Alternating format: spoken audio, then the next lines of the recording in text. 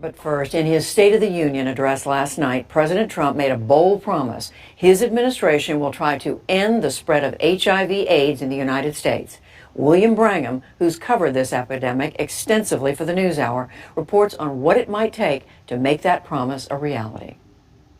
Thank you very much. It was President Trump's first major pledge to address HIV/AIDS in America.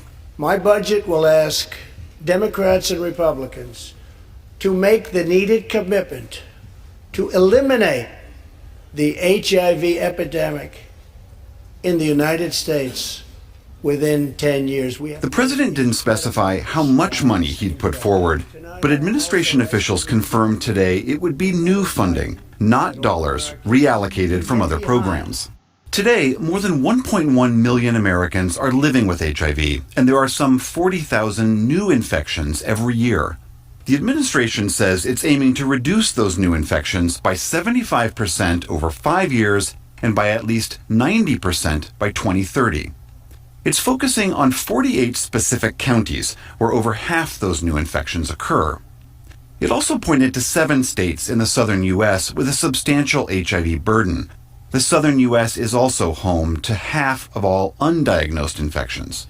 Public health task forces will help local agencies in those areas boost prevention and treatment programs. Antiretroviral treatment not only stops an infected person from progressing to AIDS, but it also prevents them from passing the virus to others. But today, only about half of HIV-positive people in the U.S. are getting this crucial treatment. Gay and bisexual men and people of color are at particular risk.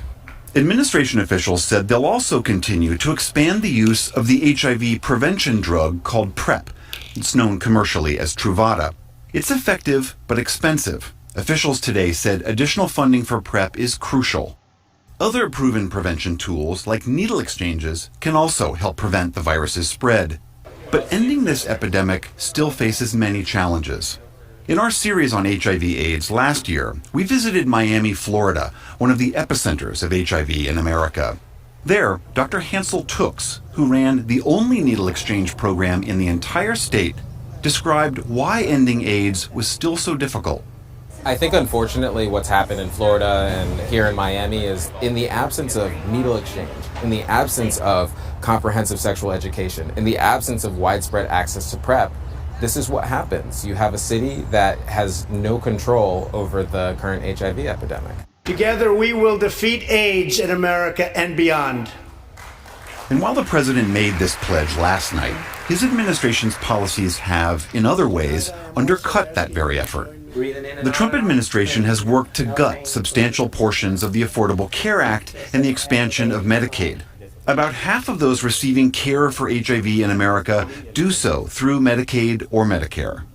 The administration has also cut funding to global HIV/AIDS programs like PEPFAR, the enormously successful program begun by former President George W. Bush. The Trump administration will give a dollar value indication of just how serious it really is about ending HIV in the U.S. when it releases its 2020 budget.